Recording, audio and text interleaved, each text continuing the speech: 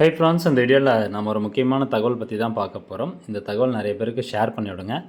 நம்மளுடைய ரேஷன் கார்டில் இனிமேல் நம்ம அட்ரஸ் மாற்றணும் அப்படின்னா கண்டிப்பாக இந்த ஒரு டாக்குமெண்ட் வேணும் அப்படின்னு சொல்லியிருக்கிறாங்க. அந்த அட்ரஸ் மாற்றக்கூடிய அந்த விதிமுறை இப்போது கடுமையாக்கப்பட்டிருக்குது.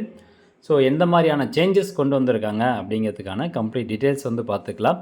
இது தெரிஞ்சுக்கிட்டு நீங்கள் அட்ரஸ் கரெக்ஷனுக்கு ஆன்லைன் மூலமாக அப்ளை பண்ணிங்கனாலும் சரி, இ-சேவை மையம் மூலமாக அப்ளை பண்ணாலும் சரி, உங்களுக்கு ரிஜெக்ட் ஆகாமல் உடனடியாக முகவரி மாற்றம் செஞ்சு கொடுத்துருவாங்க.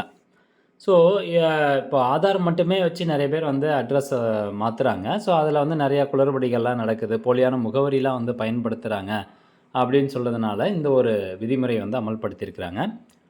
என்ன சொல்லியிருக்காங்க அப்படின்னா, முகவரி மாற்றத்திற்கு விண்ணப்பிக்கும் போது விண்ணப்பதாரரின் தற்போதைய புதிய வீட்டு சமையல் கேஸ் சிலிண்டர் ரசீது மட்டுமன்றி கூடுதல் நிபந்தனையாக விண்ணப்பதாரரின் தந்தை மற்றும் மனைவியின் தந்தை மாமனார் ஆகியோருடைய வீடுகளில் கேஸ் சிலிண்டர் ரசீதுகளையும் சமர்ப்பிக்க வேண்டும் என்று விதிமுறைகள் மாற்றப்பட்டுள்ளன.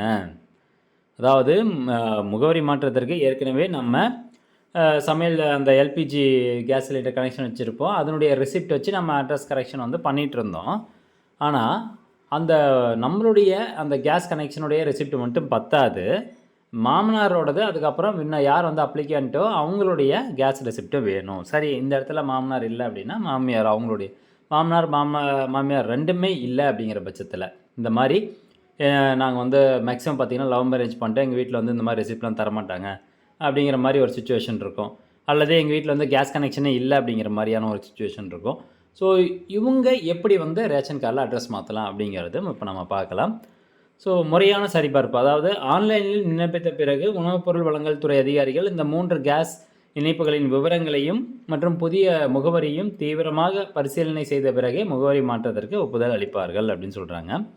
சரி, இப்போ நம்ம முக்கியமான மேட்ருக்கு வருவோம். அதாவது என்கிட்ட கேஸ் கனெக்ஷன் கிடையாது, அல்லது என்கிட்ட கேஸ் கனெக்ஷன் இருக்குது, என்னுடைய அப்பா வீட்லேயோ அல்லது மாமனார் வீட்லேயோ கிடையாது, அல்லது அப்பா மாமனார் யாருமே கிடையாது, நாங்கள் தனியாக தான் இருக்கோம் அப்படின்னா ஒன்றும் பிரச்சனை இல்லை. நீங்கள் வாடகை வீட்டில் இருந்தீங்க அப்படின்னா உங்களுடைய ரெண்டல் அக்ரிமெண்ட்டே போதுமானது. நான் ரெண்டல் அக்ரிமெண்ட் வச்சு தான் அந்த ஒப்பந்த பத்திரம்னு சொல்லுவோம் இல்லையா, வாடகை ஒப்பந்த பத்திரம், அதை வச்சு தான் லாஸ்ட் டைம் நான் அட்ரஸ் கரெக்ஷன் பண்ணேன். உடனடியாக அப்ரூவல் கொடுத்துட்டாங்க வித்தின் 2 டேஸ்க்குள்ளார.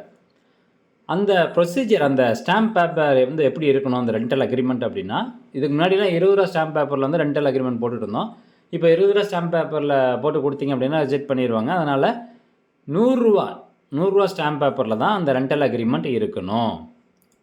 அது அந்த 100 ரூபா குறைஞ்சி நீங்கள் ரெண்டல் அக்ரிமெண்ட் சப்மிட் பண்ணிங்கன்னா ரிஜெக்ட் ஆகிரும். ஸோ அதனால் ஒன்று ரெண்டல் அக்ரிமெண்ட் வச்சு பண்ணலாம்.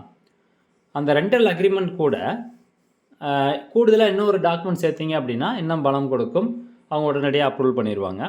அதாவது அந்த வாடகை வீட்டில் இருக்கீங்க அப்படின்னா அந்த ஓனர்கிட்ட கேட்டு அந்த சொத்து வரி ரசீதோ அல்லது இபி பில்லோ நீங்கள் இது கூட அட்டாச் பண்ணலாம். ஆனால் நான் அட்டாச் பண்ணது ஒன்லி அந்த 100 ரூபா ரெண்டல் அக்ரிமெண்ட் மட்டும் தான் அட்டாச் பண்ணேன்.